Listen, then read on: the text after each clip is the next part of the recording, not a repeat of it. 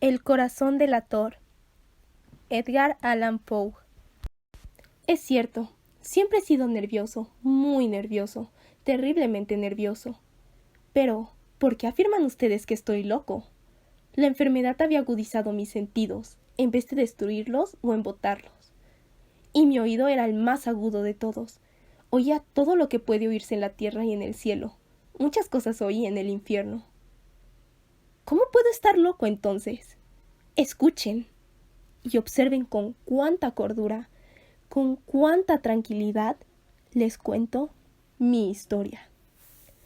Me es imposible decir cómo aquella idea me entró a la cabeza por primera vez. Pero, una vez concebida, me acosó noche y día.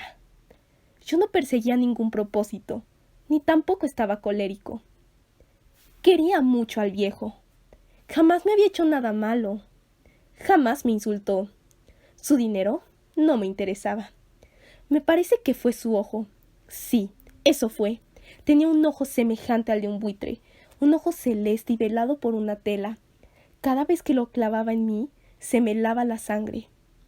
Y así, poco a poco, muy gradualmente, me fui decidiendo a matar al viejo y librarme de aquel ojo para siempre.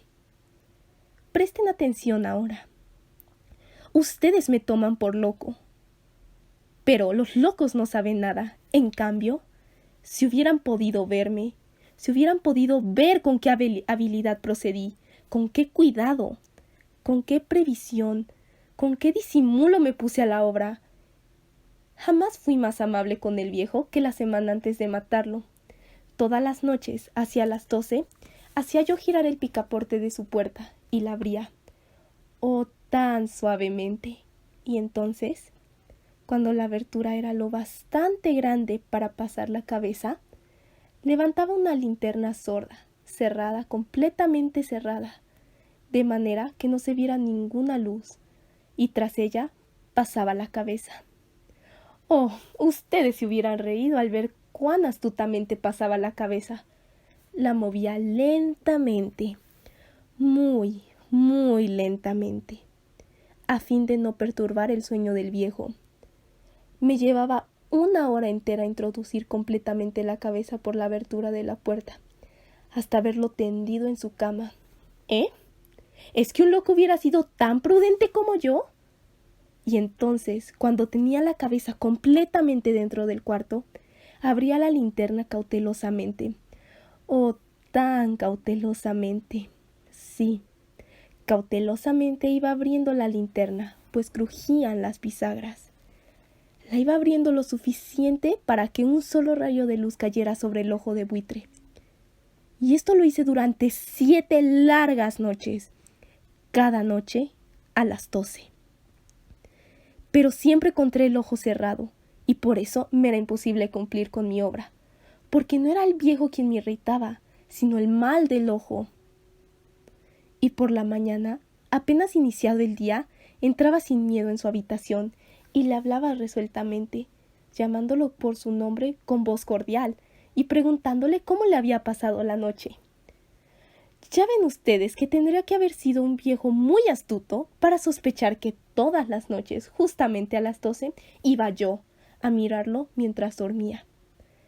Al llegar la 8ª noche, procedí con mayor cautela que de costumbre al abrir la puerta. El minutero de un reloj se mueve con más rapidez de lo que se movía mi mano. Jamás, antes de aquella noche, había sentido el alcance de mis facultades, de mi sagacidad. Apenas lograba contener mi impresión de triunfo. Pensar que estaba ahí, abriendo poco a poco la puerta, y que él ni siquiera soñaba con mis secretas intenciones o pensamientos. Me reí entre dientes ante esa idea, y quizá me oyó, porque lo sentí moverse repentinamente en la cama, como si se sobresaltara. Ustedes pensarán que me eché hacia atrás, pero no. Su cuarto estaba tan negro como la pez, ya que el viejo cerraba completamente las persianas por miedo a los ladrones. Yo sabía que le era imposible distinguir la abertura de la puerta, y seguí empujando suavemente, suavemente. Había ya pasado la cabeza y me dispuse a abrir la linterna, cuando mi pulgar resbaló en el cierre metálico y el viejo se enderezó en el lecho, gritando: «¿Quién está ahí?». Permanecí inmóvil, sin decir palabra. Durante 1 hora entera no moví un solo músculo, y en todo ese tiempo no oí que volviera a tenderse en la cama. Seguía sentado, escuchando, tal como yo lo había hecho noche tras noche, mientras escuchaba en la pared los taladros cuyo sonido anuncia la muerte. Oí de pronto un leve quejido, y supe que era el quejido que nace del terror. No expresaba dolor o pena. ¡Oh, no! Era el ahogado sonido que brota del fondo del alma cuando el espanto lo sobrecoge. Bien conocía yo ese sonido. Muchas noches, justamente a las 12, cuando el mundo entero dormía, surgió de mi pecho, ahondando con su espantoso eco los terrores que me enloquecían. Repito, que lo conocía bien. Comprendí lo que estaba sintiendo el viejo, y le tuve lástima, aunque me reía en el fondo de mi corazón. Comprendí que había estado despierto desde el primer leve ruido, cuando se movió en la cama. Había tratado de decirse que aquel ruido no era nada, pero sin conseguirlo. Pensaba: no es más que el viento en la chimenea o un grillo que chirrió una sola vez. Sí, había tratado de darse ánimo con esas suposiciones, pero todo era en vano. Todo era en vano, porque la muerte se había aproximado a él, deslizándose furtiva, y envolvía a su víctima. Y la fúnebre influencia de aquella sombra imperceptible era lo que lo movía a sentir, aunque no podía verla ni oírla, a sentir la presencia de mi cabeza dentro de la habitación. Después de haber esperado largo tiempo, con toda paciencia, sin oír que viera acostarse, resolví abrir una pequeñísima ranura en la linterna. Así lo hice. No pueden imaginarse ustedes con qué cuidado, con qué inmenso cuidado, hasta que un fino rayo de luz, semejante al hilo de la araña, brotó de la ranura y cayó de lleno sobre el ojo de buitre. Estaba abierto de par en par, y yo empecé a enfurecerme mientras lo miraba. Lo vi con toda claridad, de un azul apagado y con aquella horrible tela que me helaba hasta el tuétano. Pero no podía ver nada de la cara o del cuerpo del viejo, pues, como movido por un instinto, había orientado el haz de luz exactamente hacia el punto maldito. ¿No les he dicho ya que lo que toman erradamente por locura es solo una excesiva agudeza de los sentidos? En aquel momento llegó a mis oídos un resonar apagado y presuroso, como el que podría ser un reloj envuelto en algodón. Aquel sonido también me era familiar. Era el latir del corazón del viejo. Aumentó más mi furia, tal como el redoblar de un tambor estimula el coraje de un soldado. Pero incluso entonces me contuve y seguí callado, apenas si respiraba. Sostenía la linterna de modo que no se moviera, tratando de mantener con toda la firmeza posible el haz de luz sobre el ojo. Entretanto, el infernal latir del corazón iba en aumento, se hacía cada vez más rápido, cada vez más fuerte, momento a momento. El espanto del viejo tenía que ser terrible, cada vez más fuerte, más fuerte. ¿Me siguen ustedes con atención? Les he dicho que soy nervioso, sí, lo soy. Y ahora, a medianoche, en el terrible silencio de aquella antigua casa, un resonar tan extraño como aquel me llenó de un horror incontrolable. Sin embargo, me contuve. Todavía algunos minutos, y permanecí inmóvil.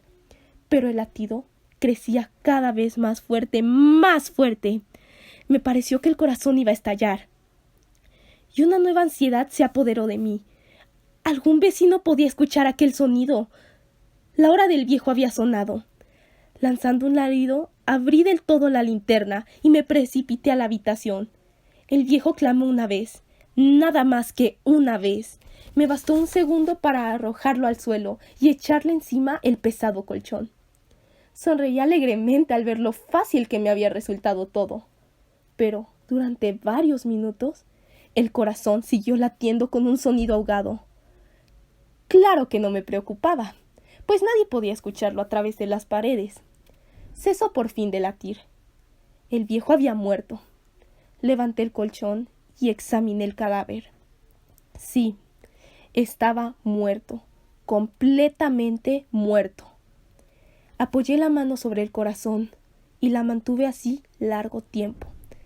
No se sentía el menor latido. El viejo estaba bien muerto. Su ojo no volvería a molestarme. Si ustedes continúan tomándome por loco, dejarán de hacerlo cuando les describa las astutas precauciones que adopté para esconder el cadáver. La noche avanzaba, mientras yo cumplía mi trabajo con rapidez, pero en silencio. Ante todo, descuarticé el cadáver, le corté la cabeza, brazos y piernas. Levanté luego 3 planchas del piso de la habitación y escondí los restos del hueco. Volví a colocar los tablones con tanta habilidad que ningún ojo humano, ni siquiera el suyo, hubiera podido advertir la menor diferencia. No había nada que lavar, ninguna mancha, ningún rastro de sangre. Yo era demasiado precavido para eso. Una cuba había recogido todo. Cuando hube terminado mi tarea, eran las 4 de la madrugada, pero seguía tan oscuro como a medianoche. En momentos en que se oían las campanadas de la hora, golpearon a la puerta de la calle. Acudí a abrir con toda tranquilidad, pues, ¿qué podía temer ahora? Hallé a 3 caballeros, que se presentaron muy civilmente como oficiales de policía. Durante la noche, un vecino había escuchado un alarido, por lo cual se sospechaba la posibilidad de algún atentado. Al recibir ese informe en el puesto de policía, habían comisionado a los 3 agentes para que registraran el lugar. Sonreí, pues, ¿qué tenía que temer? Di la bienvenida a los oficiales y expliqué que yo había lanzado aquel grito durante una pesadilla. Les hice saber que el viejo se había ausentado a la campaña. Llevé a los visitantes a recorrer la casa y los invité a que revisaran bien. Finalmente, acabé conduciéndolos a la habitación del muerto. Les mostré sus caudales intactos y cómo cada cosa se hallaba en su lugar. En el entusiasmo de mis confidencias, traje sillas a la habitación y pedí a los 3 caballeros que descansaran allí de su fatiga, mientras yo mismo, con la audacia de mi perfecto triunfo, colocaba mi silla en el exacto punto bajo el cual reposaba el cadáver de mi víctima. Los oficiales se sentían satisfechos. Mis modales los habían convencido. Por mi parte, me hallaba perfectamente cómodo. Se sentaron y hablaron de cosas comunes, mientras yo les contestaba con animación. Mas, al cabo de un rato, empecé a notar que me ponía pálido y deseé que se marcharan. Me dolía la cabeza y creía percibir un zumbido en mis oídos, pero los policías continuaban sentados y charlados. El zumbido se hizo más intenso, seguía resonando y era cada vez más intenso. Hablé en voz muy alta para librarme de esa sensación, pero continuaba lo mismo y se iba haciendo cada vez más clara, hasta que al fin me di cuenta de que aquel sonido no se producía dentro de mis oídos. Sin duda debí de ponerme muy pálido, pero seguía hablando con creciente soltura y levantando mucho la voz. Empero, el sonido aumentaba. ¿Y qué podía hacer yo? Era un resonar apagado y presuroso, un sonido como el que podía ser un reloj envuelto en algodón. Yo jadeaba, tratando de recobrar el aliento, y sin embargo, los policías no habían oído nada. Hablé con mayor rapidez, con vehemencia, pero el sonido crecía continuamente. Me puse de pie y discutí sobre insignificancias en voz muy alta y con violentas gesticulaciones, pero el sonido crecía continuamente. ¿Por qué no se iban? Anduve de un lado a otro, a grandes pasos, como si las observaciones de aquellos hombres se enfurecieran, pero el sonido crecía continuamente. ¡Oh, Dios! ¿Qué podía hacer yo? Lancé espumarojas de rabia, maldije, juré. Balanceando la silla sobre la cual me había sentado, raspé con ellas las tablas del piso, pero el sonido sobrepujaba a todos los otros y crecía sin cesar. ¡Más alto! ¡Más alto! ¡Más alto! Y entre tanto, los hombres seguían charlando plácidamente y sonriendo. ¿Era posible que no lo oyeran? ¡Santo Dios! ¡No, no! Claro que oían. Y se sospechaban, sabían, y se estaban burlando de mi horror. Sí, así lo pensé, y así lo pienso hoy. Pero cualquier cosa era preferible a aquella agonía. Cualquier cosa sería más tolerable que aquel escarnio. No podía soportar más tiempo sus sonrisas hipócritas. Sentí que tenía que gritar o morir. Y entonces, otra vez, escuchen, más fuerte, más fuerte, más fuerte, más fuerte. Basta ya de fingir malvados, aullé. Confieso que lo maté. Levanten esos tablones. Ahí, ahí, donde está latiendo el horrible corazón.